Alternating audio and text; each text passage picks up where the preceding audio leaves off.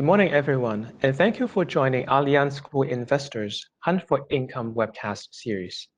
My name is Eddie Kwong from Sales and Marketing, your moderator for today's webcast. The financial markets reacted to the coronavirus with an unprecedented first quarter drop, then turned around quickly in the second quarter. This appetite for risk in the face of the deepest recession since the 1930s is quite unusual. At this moment, how can investors like yourself navigate these turbulent times and generate the income that you require from your portfolios? At Allianz Global Investors, we believe investors should be cautious and maintain a natural allocation in the medium term, while remaining ready to take advantage of select opportunities. Today, we have invited Christiaan Tuntono, Senior Economist, Asia Pacific, to share Allianz Global Investors' mid-year outlook for helping all of you to explore investment opportunities to the final 6 months of this dramatic year. Christiaan is a member of the Global Economics and Strategy team at Allianz Global Investors. He is responsible for economics and strategy research and has had an extensive financial career as a macro specialist. Before, Christiaan worked for Credit Suisse, JP Morgan, and Goldman Sachs in a variety of roles. In today's webcast, Christiaan will share views on global macroeconomy, monetary policies, and fiscal stimulus policies, as well as the investment implications for the major global events, including the recovery of COVID-19, the US-China tension, and the US election for the first half of the hour. After the presentation, if you have any questions, please use the online Q&A column to raise them, and we'll cover as many questions as we can in the Q&A session later. Now let's welcome Christiaan to share his views on the outlook for the second half of 2020. All right, thank you so much, Eddie, for your kind introduction. Good morning, everyone. My name is Christiaan Tuntono. It's my great pleasure to talk to you, everyone, about and share with you our view on the macroeconomy and on the markets. So if I may ask everyone to look at slide number 3, is that this is the key takeaway for our presentation. This is how we really look at the world right now. We think that because of the outbreak of the COVID-19, right, the world economy has fallen into a deep recession, and it is like the deepest that we have seen ever since post-World War II. And then if you look at how the virus actually affects the economy, you may pan on the next slide. It actually hits on several fronts, right? Number one is that there's the demand effects that the virus prohibit people from gathering, and that caused some consumer demand collapses, and also hit on the supply side that it reduces labor supply by prohibiting people to going to work, and there's an effect on loss of productivity. It also hits on the financial effect as equity markets and other financial markets got impacted, and there's disruptions in terms of the financial system. And also they're potentially causing capital flights away from countries where it suffer from some of the weak fundamentals, and also on external effects that it reduces trades, travel, tourism, etc. And if you go back to the previous slide, right, all this are having impact on dragging down economic growth. And also the effect of it, even though there's like many of the monetary and fiscal policy support, the end effect is likely to be a long-term rise of public debt level. At this time, market situation seems to have calmed because of the very, very strong stimulus responses from the governments and central banks. But we're still in an uncertain territory right now because we don't really know the long-term effect of all this effect, right, on economy and on the market. And there's still uncertainty on this. At this time, we think that the rebound in equity prices, driven mainly by the market optimism about the strong monetary stimulus, even though right now that we see that economy is still sluggish, data are still very weak, but with an expectation that it should improve going forward when the pandemic gradually pass away. Bond yields are still likely to remain low because of the very, very strong monetary stimulus from central banks. And this is likely to support the bond market for a time being. If everyone turns to slide number 5, I think this is a very good chart to kind of like pan out across the world where's every different countries actually have on this pandemic. And I would like to point you to a very famous article called The Hammer and the Dance. And what this really means is that the hammer is a metaphor for a phase where countries actually implement very, very strict control measures on trying to stop the spread of the pandemic. And the dance is like after the very, very strong control measures that you still have to kind of like manage in terms of social distancing, to have a very quick response in terms of testing in order to prevent a renewed surge of the pandemic. And you can see various countries and regions are showing that in the very, very forefront, you can see Hong Kong and Taiwan, along with Korea, Japan, and China, right, are more in the advanced stage of this pandemic. They are more in the dance phase that they are right, implementing social distancing, try to prevent a serious second outbreak. But there are some countries that are still in the hammer phase, even though probably have moderated a bit. The United States, France, Germany, and there are some countries that actually are picking up in terms of the spreading, like Sweden. So this is, you can really see that everyone is going through this passage, and we generally definitely see some countries that are more advanced in this pandemic will have better or faster recovery in their economy and on the market as well. If you pan to the next slide on page 6, right, obviously the impact of the pandemic is severe on economy, and we only take, let's say, the US as an example. On the top left chart, like the GDP forecast for 2020, we are expecting US GDP growth to contract more than 5%. But at the same time, if you look forward, if we are assuming that there's no serious second wave outbreak, then we are expecting in 2021 growth should actually recover and pick up because of a very low base, and then it's gradually moderate going forward in 2022. Unemployment forecast as well, right, is we are expecting a surge to above over 10% over in 2020, but it's like to moderate, right, going into 2021 and 2022. And the market economist expectations for a economic recovery actually has put forward.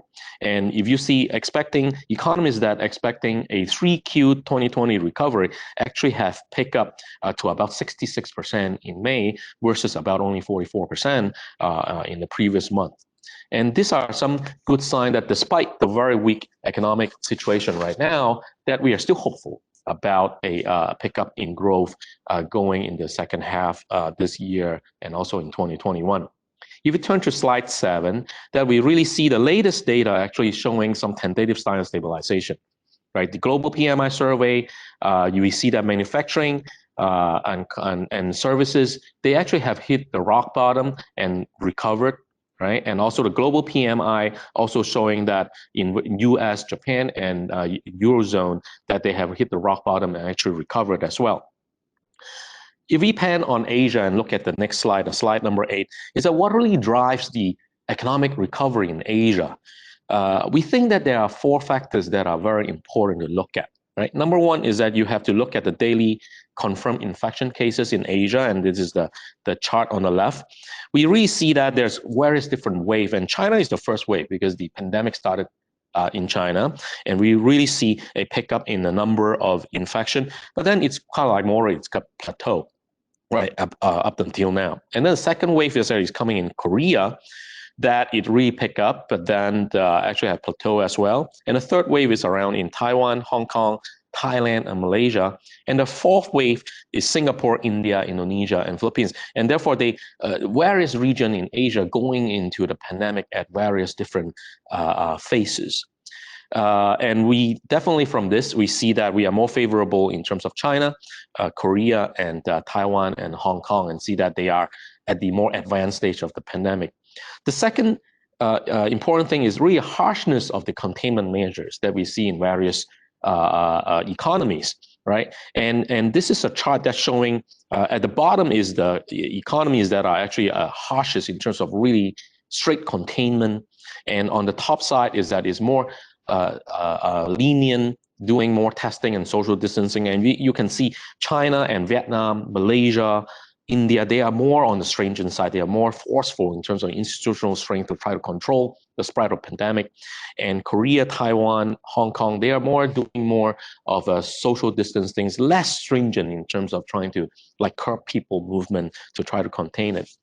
And then the third factor, if you turn to the next slide, it's about when the pandemics really hit the economy, how much strength on the fiscal side actually various economies can provide. And the table on the left, you can see the blue bar and also the gray bar. The blue bar, we see that those are the actual fiscal stimulus. That means the actual fiscal spending the government's going to do, or tax reductions that are getting into the economy. And we see that as a more solid kind of support to the economy. And you can really see Hong Kong, Singapore, Thailand, as a percentage of our own GDP, are actually the more forceful in terms of supporting.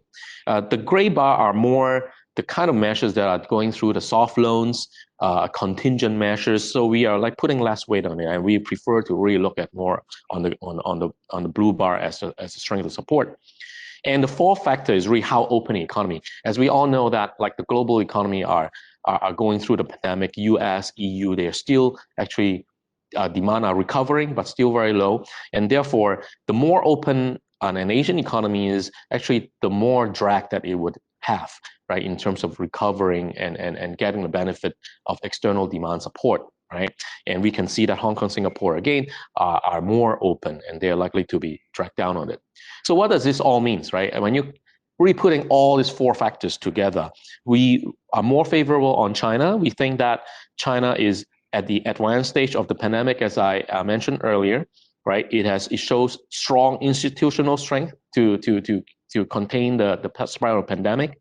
It has good fiscal and monetary stimulus support to uphold the economy.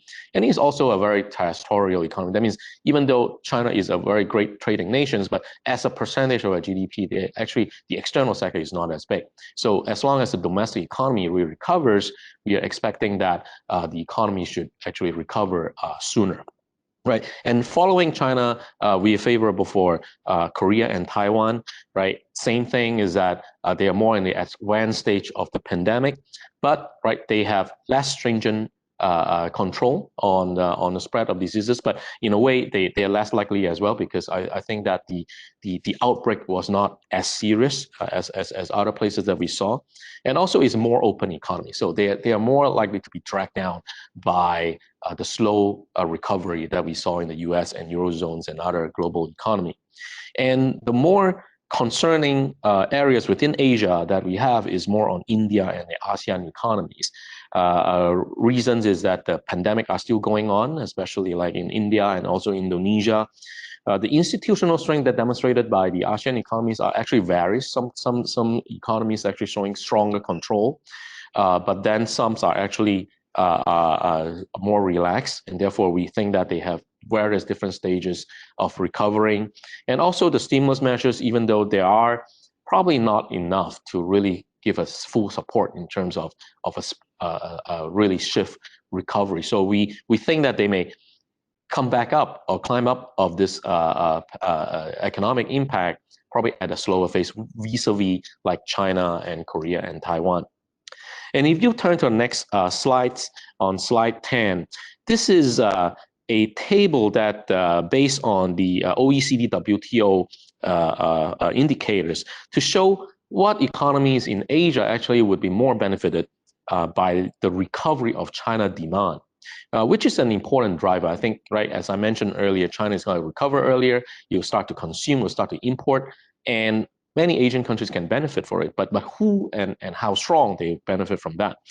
So if you look at the chart as that under China, it really shows the domestic value added embodied, right, in the China demand. And what it means is, just take Taiwan as an example. It's listed at 13.4. What does that mean? It means that China demands actually represents about 13.4% of Taiwan's GDP, right, roughly speaking.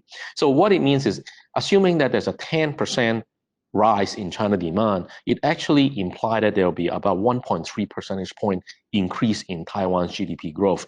And it's so on and so forth. And we really see that economies like Taiwan, Hong Kong, Malaysia, Singapore, Korea, Thailand, they are the ones that are likely to benefit more as China demand recovers.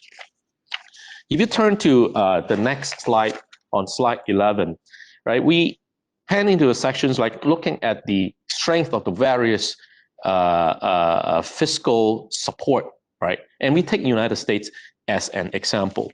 And this is a full table. Sorry about this, like a little bit wordy, but I think you can read through and see that with the various different measures introduced by the Fed and by the White House, right, in terms of supporting the economy. And for the Fed, you can see that there are many measures coming out by cutting interest rate by 100 basis points, the 700 billion quantitative easing program, and also like by Powell's about the QE Unlimited like to be launched. And from the White House, about a 2 trillion comprehensive stimulus package, and which amount to about 10% of GDP. And also for the IMF, that they actually has pledged about a 1 trillion support package for countries that actually need financial needs. So the response actually are very, very strong. And on the next slide, on slide 12, you can see, I think let's focus on the chart on the right-hand side, right? The amount of monetary stimulus from various central banks are very strong, and we project that the M0 as a percent of GDP is like to really pick up going forward, and this would be a very strong support on the liquidity and the money supply in the world. And on the next slide, on slide 13, we can see that this is a chart that's showing the movement of the S&P 500 and also the timing of the various Fed stimulus launches. And the most, I would say, intensive period is really at around March time. And you can see the Fed really launched various different programs to support the economy.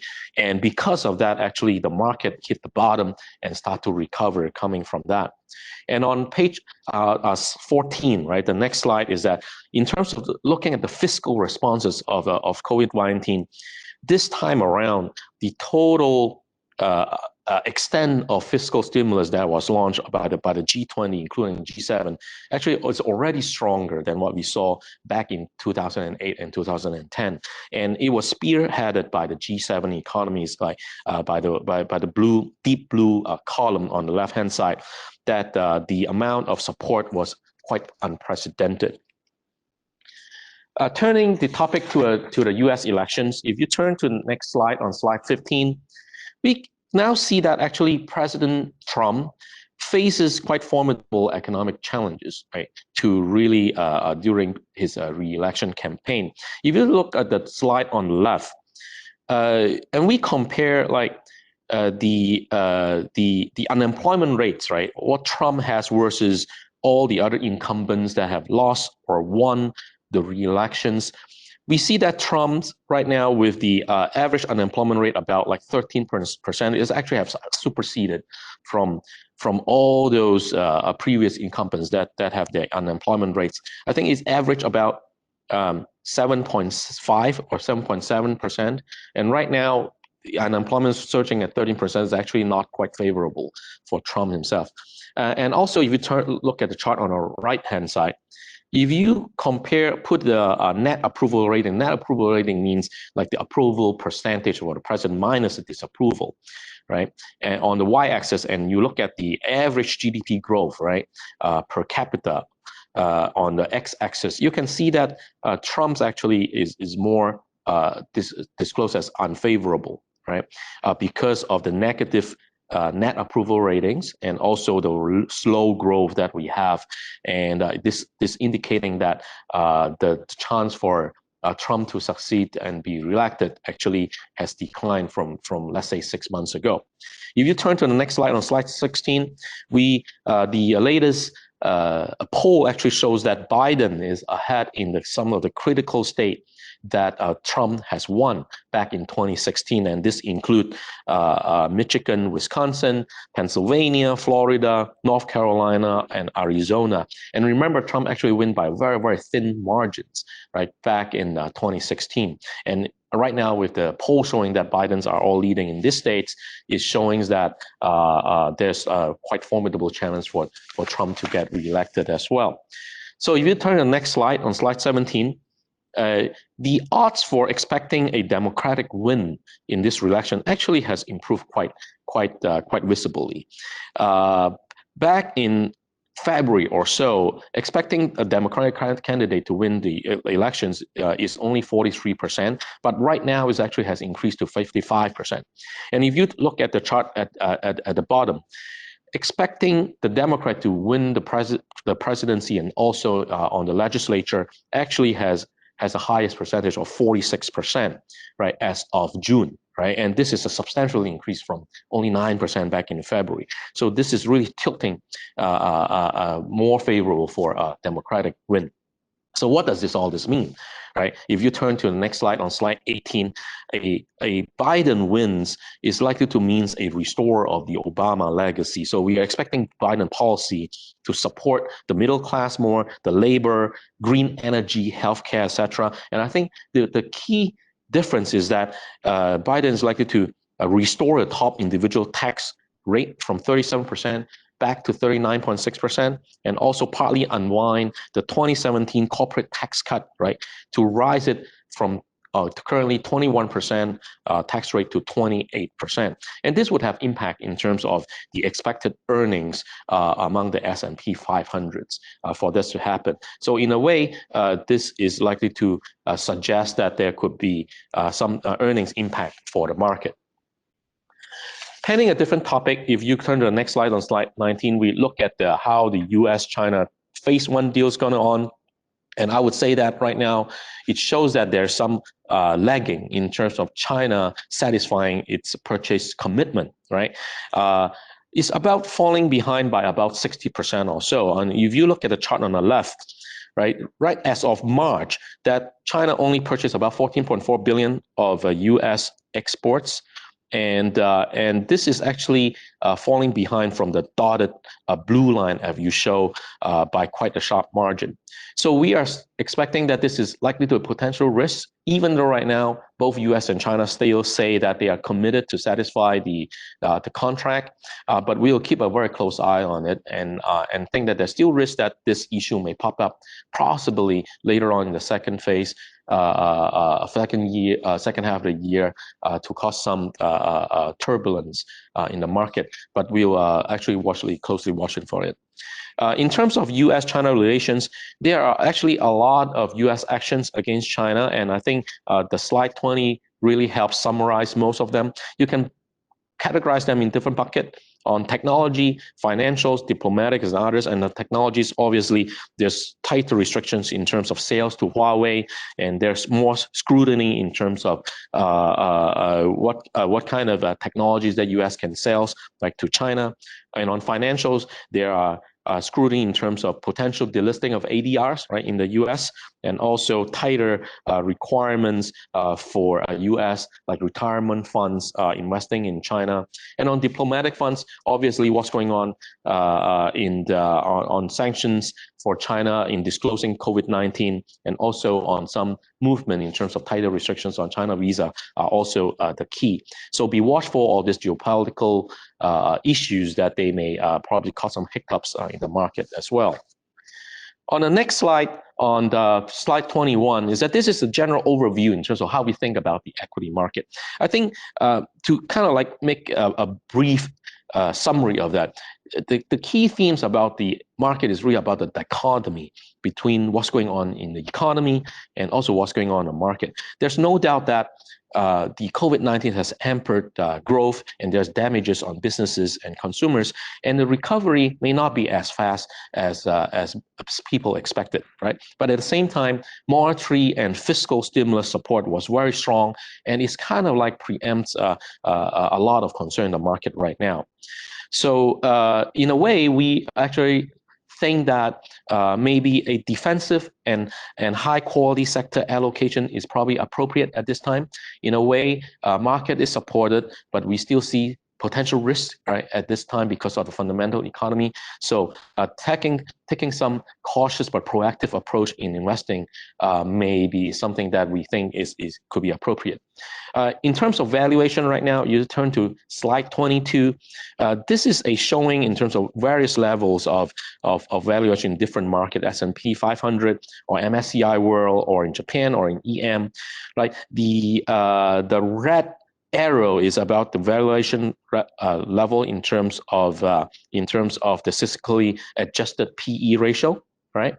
And you can see that the S&P 500 actually was quite, I would say, higher than the average, about 26.5 compared to historical. And but at the same time, if you look at MSCI Japan and MSCI EM, actually valuations is quite low, and actually is low at the range of the historical range, right?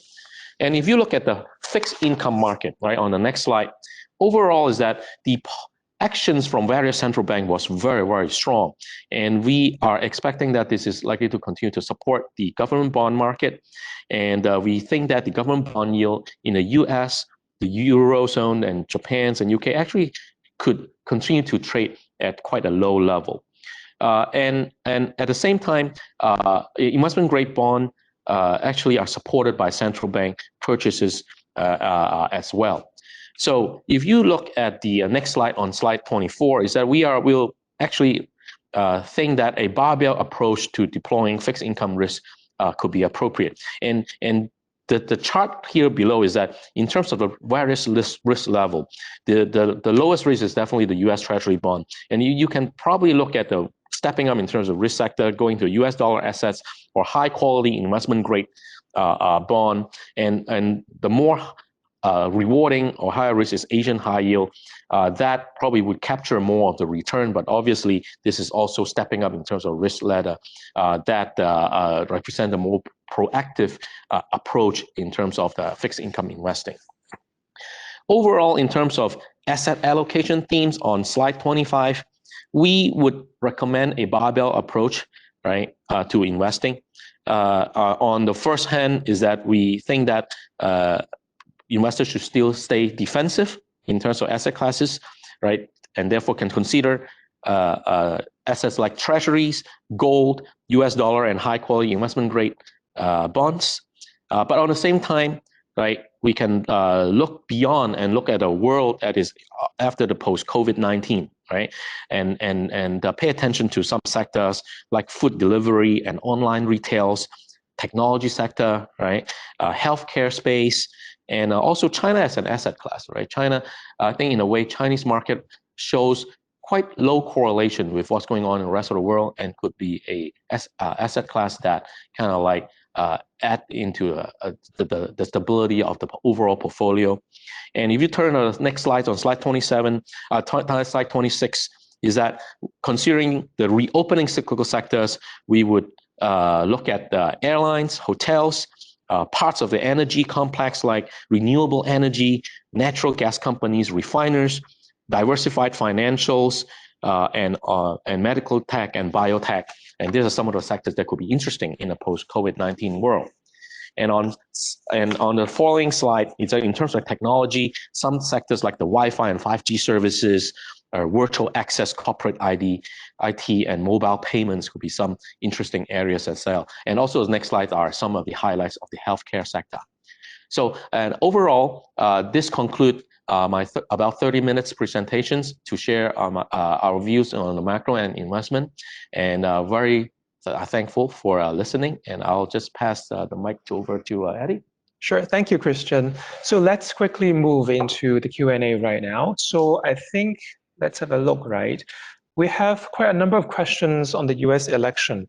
So whether it's Biden or whether it's Trump, what are some of the risks that are really lying ahead for us, and how do you think it's going to impact our financial markets, and especially right around the implications for US and China relations? Okay, yeah, so it's very, very good questions. And as I mentioned earlier, I think if the election result really shows up as what the poll currently is saying, and that means that there's a higher chance for Biden to become the next president, then the direct implication on the market is that there could be some impact in terms of corporate earnings, because there's plan to revise partly up the corporate tax rate, right, from 21% to 28%. So this is something that I think market may be wary of and may cause some hiccups on it. So it's the first point. And in terms of the U.S.-China relations, we are not really expecting too much of a change in terms of how U.S. is going to deal with China. I think in a way that the policy stance that the United States is currently on China, on trades or in tech or in various issues, actually is quite bipartisan, right? So it's actually have the support of both the Republicans and all the Democrats. And therefore, changing the presidency to a Democrat's presidency may not change too much. But what I think probably may really make a difference is really the character of the president. As we saw over the past 4 years, Trump has this very unique style of negotiation and handling things. And I think probably a Biden presidency will be returning probably to a more normality that we're familiar with how the White House is going to deal with China. Yes, probably more things will be dealt with, right, behind closed door. There possibly will be less Twitter going out and shock the market at any minutes that will come out. And things probably would be more strategic, right? So I'm actually expecting that. But I think the overall directions of U.S.-China relationship would still be challenging, right? There will still be competitions between the two largest economy in the world, and there's still chance that there could be negative news coming on financials, on tech, or on trade that may actually concern the market going forward. Okay. Mm-hmm. So it seems like there are quite a number of questions around COVID-19 as well. I think recently we have seen a slight increase of the COVID-19 cases, I think, in different parts of the world. So do you think there is really a second wave coming? And then if so, right, and how do you think the market will react? Okay, yeah, there's definitely a risk for that. As you can see in the States, there are certain states that actually has pre-opened, see actually their new infection cases really rising up. And the market actually got spooked by it, right? Let's see, last week there's several days that actually market took quite some sharp corrections because of the news, and it's always a concern. But the latest happening is that so far it's still stability. I think in a way is that while the number of new cases rise up, there's a question of would it really stop or reverse the pace of economic reopening. I think in a sense that some states will probably slow down and probably postpone in terms of their reopening up. But it's quite hard to think that it would reverse and then the whole United States going to close down again. And therefore, I think there would be negative impact on the economy. But at this moment, showing that probably may not be as severe as concern. And the latest data coming out actually are quite positive, right? There are some data that actually exceeded expectations. And therefore, I think overall in the world, growth is still coming back, even though market has expectation that it will come back probably gradually or with some twists and turns. And especially in Asia, right? I think there were some cases in terms of a second wave over in China, but things are actually getting better. So overall, I'm still optimistic. I think that overall trends of macro recovery should be on, and with the very strong monetary and fiscal stimulus provided by global central bank and governments, that it should be quite supportive. Okay, good to know, good to know. So I guess we have time for maybe one last question. I know that we have some, participants coming from the ASEAN, region. So what is really your expectation for oil prices, and also what is your view on the energy sectors? Okay. Yeah, I'm generally quite sanguine over oil prices. Obviously, we all know that it went through quite a difficult time earlier and prices dropped to the negative zone. But I think, right, as the global economy starting to recover, especially Asia is a very big importer for oil. And also, when you look at OPEC and Russia, like cutting back in terms of the supply, that we more or less see that supply and demand getting back to an equilibrium. And I think it will take time, but gradually, actually, prices should be supported. So I think probably I would say the worst time for oil prices may have passed at this time, right? And overall energy sector, I still like my view is quite supportive. I think that no matter how bad this virus is gonna cause to demand and supply, one day it will pass. As we humans have dealt with many pandemic in our history before. Right. So overall tone is that I'm still actually sanguine and positive about the future. Good. Thank you. Thank you for your time. And before finishing up today, I would like to once again, thank Christiaan for his time and the sharing of his insights with us today. And to all of you in the audience today, don't forget to use the online survey form and let us know your valuable feedback. A transcript of today's webcast will be provided to you over the course of the coming weeks. In the near future, we'll continue to host a series of live webcasts, bringing you forward-looking investment insights to help you guide you through all these uncertain times. And thank you again for joining today's live webcast. We wish you a safe and pleasant day. Thank you.